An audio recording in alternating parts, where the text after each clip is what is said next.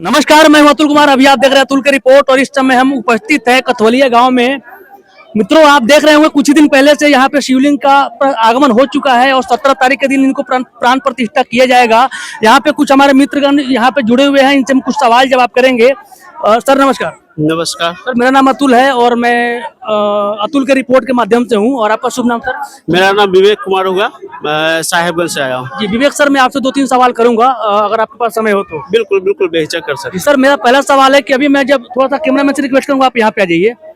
विवेक sir, मैं यहाँ पे जब भ्रमण कर रहा था, कुछ लोगों को देख रहा था, तो बहुत सारे ऐसे लोग हैं यहाँ पे जो टीआरपी के लिए कह लीजिए या व्यू बढ़ाने के लिए कह लीजिए, वो डायरेक्ट सवाल कर रहे हैं कि वीडियो को शेयर करिए, ये मिल जाएगा वो मिल जाएगा। कहाँ तक ये सत्य है? नहीं नहीं, बिल्कुल ये गलत है। कुछ यूट्यूबर्स है जो अपने टीआरपी के लिए, अपने शेयर व्यू के लिए जो है कि इस तरह का गलत अफवाह फैला रहे हैं।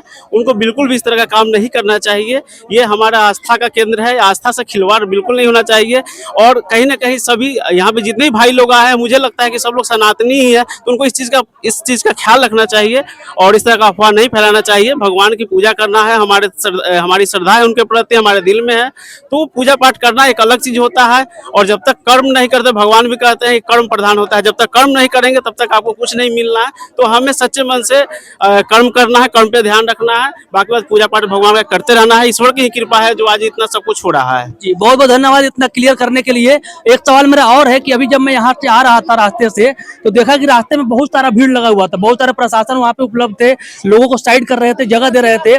तो 17 तारीख के दिन जो प्राण प्रतिष्ठा होने वाला है, वहाँ पे सुनने में आ रहा है कि बहुत सारा भीड़ होने वाला है, तो इस भीड़ के बारे में आप क्या कहना चाहेंगे? 17 तारीख का वो ऐतिहासिक दिन होगा कैथवलिया के लिए। मैं तो सबसे पहले नमन करना चाहूँगा बिहार के आचार्य कुणाल किशोर जी का, जिनका जो दूरगामी सोच, उनके सोच के बदौलत आज ये चीज़ सफल हो पा रहा है। और आज वो हम लोग के बीच में नहीं है, बहुत दुख की घड़ी है ये। और मतलब हम उनके सुपुत्र शान कुणाल किशोर जी का आभारी है। हम सभी बिहारवासी, हम सभी प्रदेशवासी आभारी हैं कि उनके सपनों को आगे बढ़ाते हुए इस तरह का काम कर रहे हैं।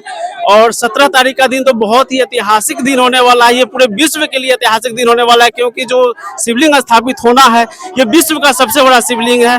33 फीट ऊंचा शिवलिंग है, 210 मीट्रिक टन का जो है कि शिवलिंग है।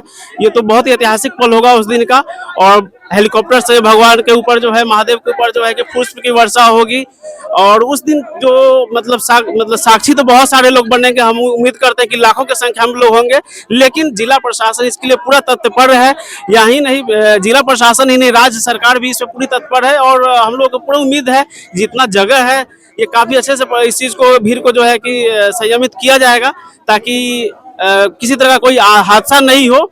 और भगवान की कृपा है, जो आप लोग सुने ही होइएगा। अब मैं आपको थोड़ा सा और याद दिला दूं कि शिवलिंग को लाने में गोपालगंज के बाद बढ़ने के बाद जो है कि 70 घाट पुल है, वहां से शिवलिंग शायद आगे नहीं बढ़ रही थी, क्योंकि उतने वजन का सामान, मतलब उतने वजन का जो है कि ट्रक क्रॉस कराना मुश्किल था।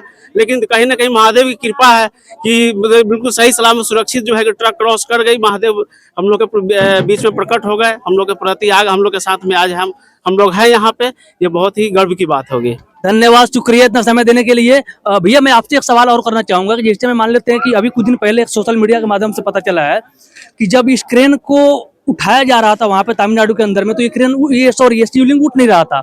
इसके पीछे बहुत सारे आचार्य पंडित जी लोग आए, वहां पे पूजा पाठ किए और बहुत रिक्वेस्ट किए, उसके बाद में ये शिवलिंग वहां से उठा।